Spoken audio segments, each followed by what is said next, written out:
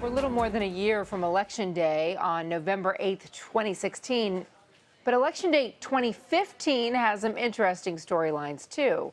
Our CBS News elections director, Anthony Salvanto, is here. I mean, this is the thing that we have to remember. There are typically elections every year, regardless of whether there's presidential candidates running or not. Let's look first at the Kentucky governor's race, which is pitting, I understand, Anthony, a Tea Party candidate against a Democratic candidate. Right. You might not think a race in Kentucky would be competitive because every time we do see it from the national perspective, a Republican is winning it easily, right? Obama got 38% there, and Mitch McConnell won easily. But this one is competitive. Polls have it neck and neck, maybe slight edge Democrat, because Jack Conway there, the Democrat, is a well-known name in the state. And Matt Bevin, the Republican candidate, you might recall he took on Mitch McConnell in a primary there for Senate last year. Didn't win that one, but he's come back to run for governor.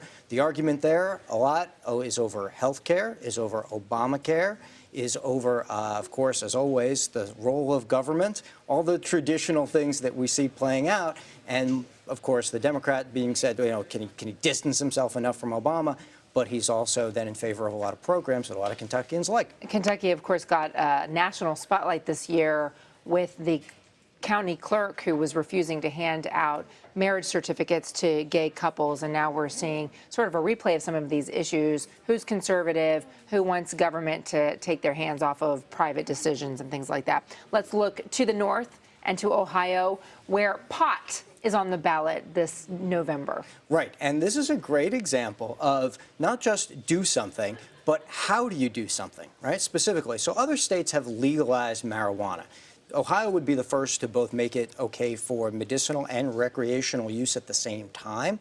But there's actually two measures on the ballot. There's the one that would legalize it, but it does it in a way that says only a handful of places can actually grow it, right? 10 growers total in the state of Ohio. We just saw the headline there where Nick Lachey, the former boy bander, is an investor in one of those pot growing, potentially legal pot growing operations.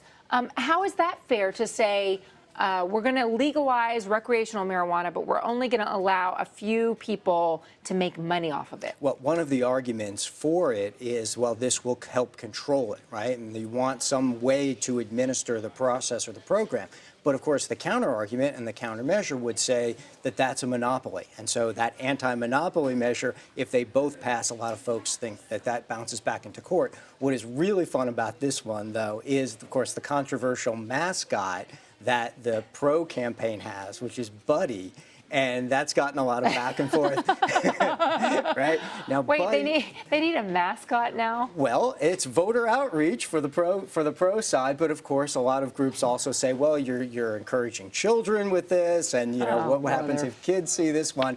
But you know, rather than the usual donkeys and elephants that we see, Buddy is certainly unique. Wait. My producer thinks that I need to point out that Buddy is as in marijuana bud. I thought that was obvious, but in case it got over some people's head. In case there was something too subtle about that. Thank you for that. Okay, so Microsoft's co-founder in Washington State is funding a ballot initiative to save, among other animals, the pangolin.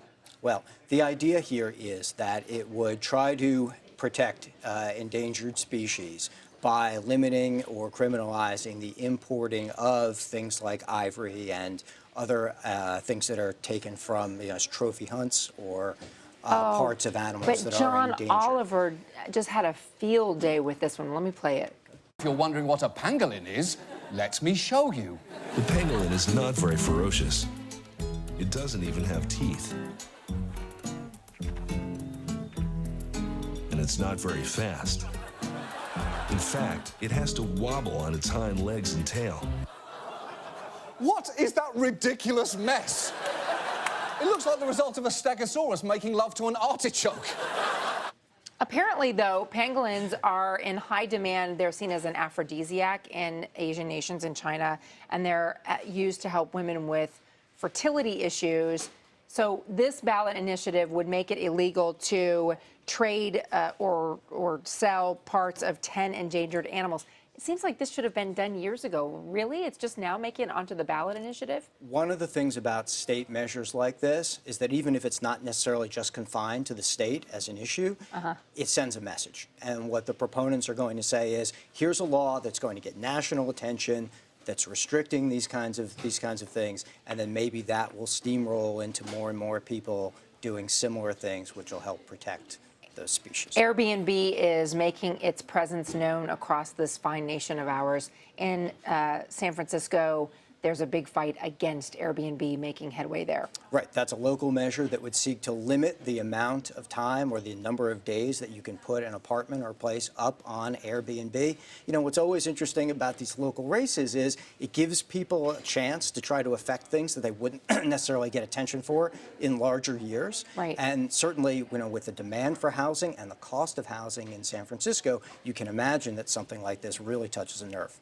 We're seeing a resurgence of some lawmakers who were ousted from their jobs in Michigan because they misused funds, state funds, to cover up an affair they were having. But the most notable part was that these lawmakers made up a sex scandal to cover up a sex scandal.